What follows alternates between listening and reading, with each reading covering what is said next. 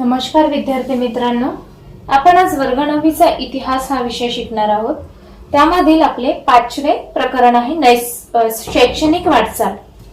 आता शैक्षणिक वाटचाल म्हटलं की आपल्याला शिक्षण पद्धतीचा विचार येत असतो। तर यामध्ये शिक्षण पद्धतीमध्ये भारतीय शिक्षण व्यवस्थेतील मुख्य टप्पे आणि योजना यांचा थोडक्यात आढावा आपण या पाठामध्ये घेणार आहोत। आता शिक्षण म्हटलं की आपल्याला प्राथमिक शिक्षण, माध्यमिक शिक्षण व उच्च शिक्षण यांचा विचार करावा लागतो आणि याच्यात जोडीला आपण भारतातील काही प्रातिनिधिक क्षेत्रातील संशोधन यामध्ये संस्थांचा आढावा घ्यायचा आहे आणि देशभरातील शिक्षण व्यवस्थेची कल्पना यामध्ये येऊ शकते। तर भारतातील शिक्षणाचा प्रश्न किती जटिल आहे आणि याची प्रचिती आपणास स्वतंत्र भारतातील पहिल्या इसवी सन 1951च्या जनगणनेत आली आणि पहिल्या जनगणनेत साक्षरता प्रमाण ही 17% होते आणि ते पुढील प्रमाणे वाढले। जसं जनगणना वर्ष दिलेला आहे आपल्याला 1951, 1971, 1981, 1991 आणि 2001। यातील साक्षरतेचे प्रमाण आहे 1971 मध्ये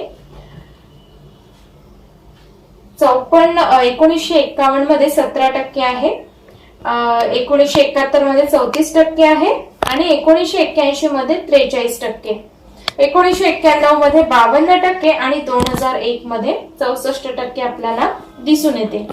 तर हे भारत सरकार पुढील मोठे आव्हान आपल्याला दिसून येते। आव्हानाचा सामना करण्यासाठी सरकारने अनेक उपाययोजना सुचविल्या। त्यातील आपला पहिला पॉइंट आहे प्राथमिक शिक्षण। आता प्राथमिक शिक्षण म्हटलं की यामध्ये 6 ते 14 वयोगटातील विद्यार्थ्यांचा समावेश होतो। आपण याला खडू फळा योजना असं देखील म्हणू शकतो।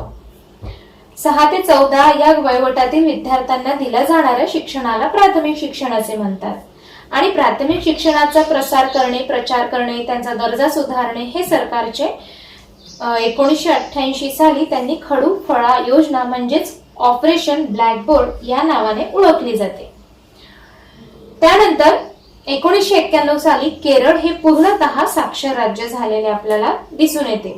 विद्यार्थी मित्रांनो, तुम्हाला हे माहिती आहे का की 1960 मध्ये स्थापन झाल्यानंतर शासनाने राज्याकरिता इयत्ता 1 ते 7वीचा एकसारखा अभ्यासक्रम चालू केला होता आणि मुंबईच्या एसटी कॉलेजच्या प्राचार्य सय्यद राऊफ यांच्याकडे अभ्यासक्रमाचा मसुदा तयार करण्याचे काम सोपवले होते।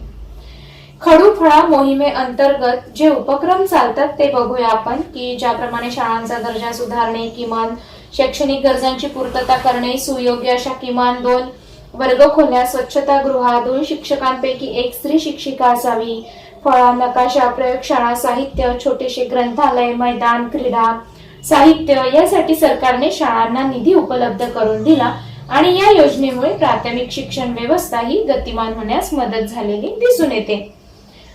त्यानंतर 1994 मध्ये योजना विस्तार कसा झाला तर 100 पेक्षा अधिक विद्यार्थी संख्या असणाऱ्या शाळांमध्ये 1 जागा वर्गखोली व 1 जागा शिक्षकांच्या नेमणुकीची तरतूद करण्यात आली होती। मुलींच्या शाळा अनुसूचित जाती जमाती मधील बहुल शाळांना प्राधान्य होते आणि ग्रामीण भागामध्ये 50% जागा या स्त्रियांच्या नेमणुकीसाठी बंधनकारक ठेवल्या होत्या। त्यामध्ये आपण जिल्हा प्राथमिक शिक्षण कार्यक्रम बघूया। तर यामध्ये प्राथमिक शिक्षणाच्या सार्वत्रिकीकरणासाठी केंद्र सरकारने हा कार्यक्रम 7 राज्यात सुरू केलेला आढळतो। कार्यक्रम प्राथमिक शाळेत मुलांची 100% उपस्थिती असणे, विद्यार्थी गळती थांबविणे म्हणजे जे कमी विद्यार्थी येतात ते गळती थांबवली पाहिजे, मुलींसाठी व दिव्यांगांसाठी म्हणजे अपंगांसाठी शिक्षण द्यावे, प्राथमिक शिक्षणावर संशोधन मूल्यमापन करावे, पर्यायी शिक्षण व समाज जागृती करावी। केंद्राने 1995 मध्ये या कार्यक्रमांतर्गत मध्यान्ह भोजन योजना देखील केलेली आपल्याला यामध्ये दिसून येते।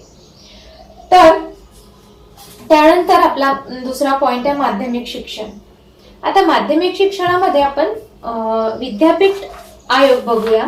तर यामध्ये पहिले शिक्षण मंत्री मौलाना अब्दुल कलाम आझाद यांनी शिक्षणातील आमूलाग्र बदल घडवून आणले।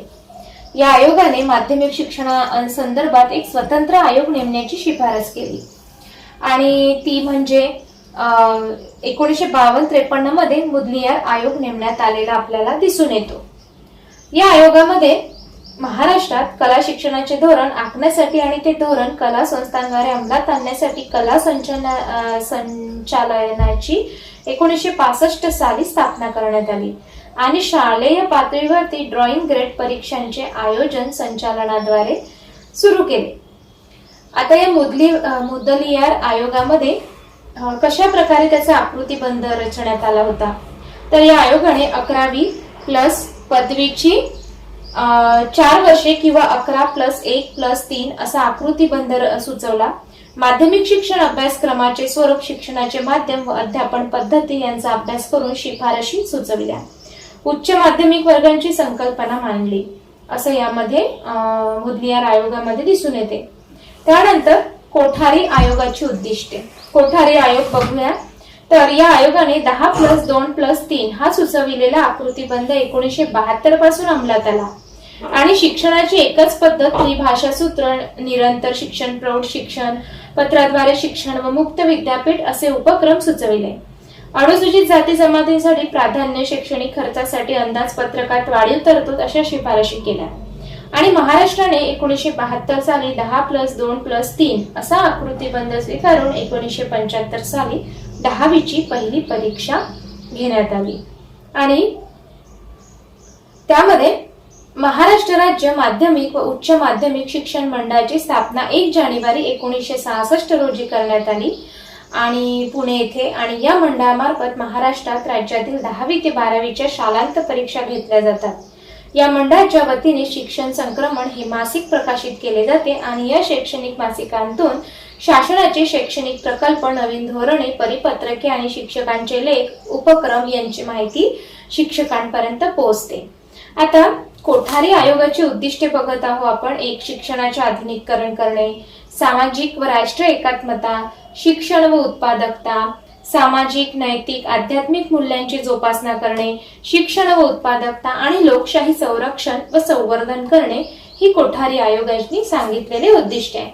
त्यानंतर आपला चौथा पॉइंट आहे उच्च शिक्षण. आता उच्च शिक्षणामध्ये आपण स्वातंत्र्योत्तर काळातील शिक्षण बघूया. तर यामध्ये भारत 1948 मध्ये केंद्र सरकारने जे डॉक्टर सर्वपल्ली राधाकृष्णन यांच्या अध्यक्षतेखाली एका विद्यापीठ शिक्षण आयोगाची नियुक्ती केली आणि या आयोगाकडे आर्थिक अनुदान, विद्यापीठांचा दर्जा व समन्वय देण्याची कामे दिली.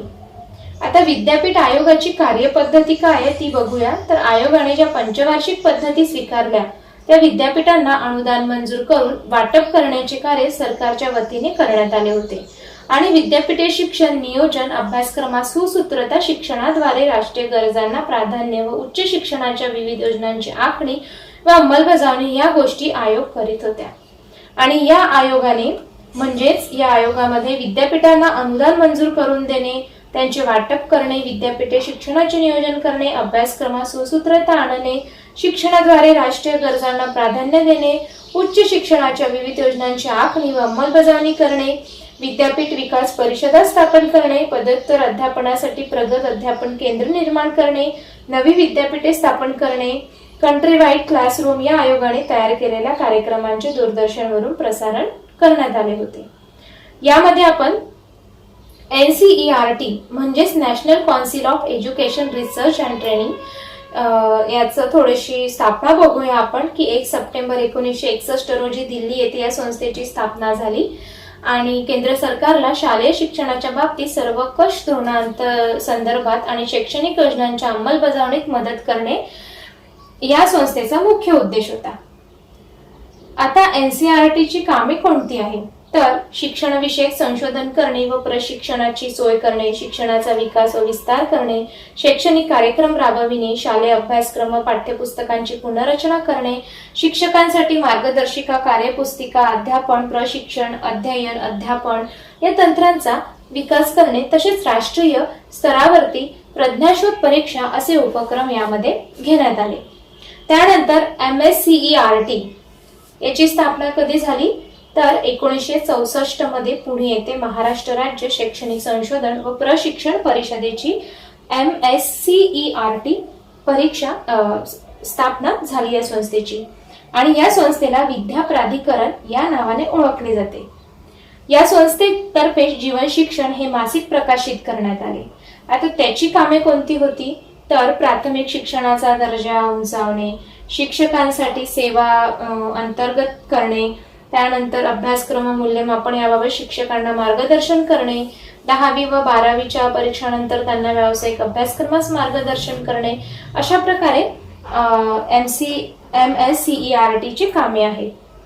विद्यार्थी मित्रांनो, तुम्हाला हे माहिती आहे का की महाराष्ट्र राज्य पाठ्यपुस्तक निर्मिती व अभ्यासक्रम संशोधन मंडळ बालभारती या संस्थेची स्थापना 27 जानेवारी 1967 रोजी पुणे येथे झाली. शालेय विद्यार्थ्यांसाठी पाठ्यपुस्तके तयार करण्याचे काम बालभारती करते आणि मराठी, हिंदी, इंग्रजी, उर्दू, कन्नड, सिंधी, गुजराती, तेलुगू या 8 भाषांमधून ही पुस्तके तयार केली जातात आणि किशोर हे विद्यार्थ्यांसाठीचे मासिक बालभारतीमध्ये प्रकाशित केले जाते. आता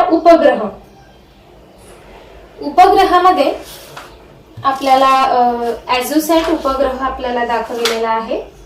त्या उपग्रहांद्वारे शैक्षणिक उद्दिष्टे साध्य होऊ शकतात हे 1975 साली सिद्ध झाले आणि इस्रोचे जे शास्त्रज्ञ होते एकनाथ सरचिटणीस यात त्यांचे मोठे योगदान होते. अहमदाबाद येथील अंतरिक्ष उपयोगाचा केंद्राच्या नेतृत्वाखाली साईट हा शैक्षणिक कारणासाठी प्रयोग करण्यात आला आणि उपग्रहाद्वारे शिक्षण प्रणाली ही कल्पना पुढे आली. ग्रामीण भागात उपग्रहाद्वारे दर्जेदार शिक्षण देण्याची सोय यामध्ये करण्यात आली असं आपल्याला उपग्रह याच्यामध्ये दिसून येते. त्यानंतर इंदिरा गांधी राष्ट्रीय मुक्त विद्यापीठ. आता इंदिरा गांधी राष्ट्रीय मुक्त विद्यापीठाची कल्पना थोडक्यात बघूया की संयुक्त राष्ट्रसंघाने 1970 हे वर्ष जागतिक शैक्षणिक वर्ष म्हणून घोषित केले होते आणि केंद्रीय शिक्षण व समाज कल्याण खाते, माहिती व प्रसारक खाते, विद्यापीठ अनुदान आयोग व युनेस्को यांच्या चर्चासत्रातून मुक्त विद्यापीठांची कल्पना पुढे आली. सर्वसामान्यांच्या घरापर्यंत ज्ञानगंगा पोहोचविणे व मुक्त विद्यापीठ स्थापण्यामागील हेतू होता. इंदिरा गांधी राष्ट्रीय मुक्त विद्यापीठ 1974 साली मुक्त विद्यापीठ स्थापनेच्या संदर्भात पी पार्थसारथी यांच्या अध्यक्षतेखाली एका समितीची स्थापना झाली आणि 20 सप्टेंबर 1985 रोजी इंदिरा गांधी राष्ट्रीय मुक्त विद्यापीठांची स्थापना झाली. औपचारिक महाविद्यालयीन शिक्षण न घेतलेल्यांसाठी पात्रता व वय अन्य अटीस सूट, दूरस्थ शिक्षण कार्यक्रम आकाशवाणी व दूरदर्शनवरून सादर करणे, 1000हून अधिक अभ्यासक्रम राबवले जातात. देशात 58 प्रशिक्षण केंद्रे तर प्रदेशात 41 केंद्रे कार्यरत आहेत. महाराष्ट्रात नाशिक येथे 1979 साली यशवंतराव चव्हाण महाराष्ट्र मुक्त विद्यापीठ स्थापन करण्यात आले. तर अशा प्रकारे इंदिरा गांधी राष्ट्रीय मुक्त विद्यापीठाची आपल्याला कामे दिसून येतात. यानंतर आपण शैक्षणिक वाटचालमध्ये आपण बघणार आहोत की संशोधन संस्था आणि विज्ञान. आता संशोधन संस्था आणि विज्ञानामध्ये आपल्याला यामध्ये असं सांगितलेलं आहे की स्वातंत्र्योत्तर काळामध्ये देशात वैज्ञानिक संशोधनाला चालना द्यावी व त्या संशोधनाचे लाभ हे सर्वांपर्यंत पोहोचावेत. यासाठी 1950 मध्ये council of scientific and industrial research CSIR 1950 हे वर्ष आहे त्याचे आणि त्याचा मुख्य उद्देश म्हणजे वैज्ञानिक संशोधनाला चालना देणे आणि संशोधनाचे लाभ हे लोकांपर्यंत पोहोचविणे. या संस्थेचे कार्य म्हणजे रसायन, औषधे, अन्न प्रक्रिया, खाणकाम इत्यादी क्षेत्रात संशोधन करणे, मतदानाकरिता बोटाला लावण्यात येणारी शाई, हिवताप, हत्तीरोग, क्षयरोग यावर औषधे, पाणी शुद्धीकरण तंत्रज्ञान, बांबू उत्पादनाच्या काळात कपात करणे, DNA फिंगरप्रिंट्स तंत्रज्ञान, कडुनिंबाचा कीटकनाशक म्हणून वापर करणे, हळदीचा जखमेसाठी वापर करणे, तांदळाच्या जाती संदर्भातील स्वामित्व इत्यादी भारतीय परंपरागत ज्ञानाचा डिजिटल कोश तयार करून तो 8 आंतरराष्ट्रीय भाषांमध्ये उपलब्ध करून देणे आणि अंदमानातील आदिवासींचा जनुकी अभ्यास करून जमाती 60,000 वर्षे जुन्या असल्याचे सिद्ध करणे. अशा प्रकारे या संस्थेचा उद्देश आपल्याला किंवा कार्य दिसून येते. त्यानंतर centre for development of advance या संस्थेचं उद्दिष्ट म्हणजे CDAC असं म्हटले जातं आणि 1988 साली याची स्थापना झाली. संगणक क्षेत्रामध्ये संशोधन करणे डॉक्टर विजय भटकर यांच्या नेतृत्वाखाली परम 8000 हा महासंगणक तयार केला जातो आणि याआधी 1969 मध्ये ICJU हा देशी बनावटीचा पहिला संगणक तयार केला होता. Bhabha automatic research centre bark 1948 मध्ये अणुविज्ञान संशोधन, nuclear physics, solid state physics अशा विषयात मोलाचे संशोधन आहे आणि अणुभट्टी निर्मितीसाठी शास्त्रज्ञांना प्रशिक्षण दिले जाते.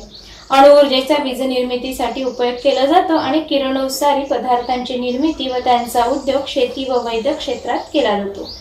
Indian institute of technology IIT 1951 मध्ये उच्च व प्रगत अभियांत्रिकीचे शिक्षण देण्यासाठी पवई, चेन्नई, कानपूर, नवी दिल्ली, गुवाहाटी, रुड़की येथे अभियांत्रिकी महाविद्यालय प्रवेश परीक्षेद्वारे केले जाते. त्यानंतर Indian institute of technology Indian institute of management IIM हे कुशल दर्जाचे व्यवस्थापक तयार करणे. केंद्र शासन गुजरात राज्य सरकारांनी अहमदाबाद येथे स्थापन केली आणि अमेरिकेची मदत कोलकाता, बेंगळूर, लखनौ, कोझिकोडे, इंदोर, शिलाँग येथे संस्थांची स्थापना केली. National institute of design NID हे 1961 साली औद्योगिक आरेखन या विषयी शिक्षण देणे, म्हणजेच यामध्ये बेसिक डिझाईन, ग्राफिक डिझाईन, वस्तूंचे डिझाईन, व्हिज्युअल कम्युनिकेशन हे अभ्यासक्रम राबविले जाते. आकाशवाणी, संच, गणक यंत्र या वस्तूंचे आरेखन देखील यामध्ये केले जाते. आपल्याला हे अभियांत्रिकी शिक्षणामध्ये आपण IIT बघितलेला आहे. त्यानंतर इंडियन इन्स्टिट्यूट ऑफ मॅनेजमेंट म्हणजेच IIM बघत आहे.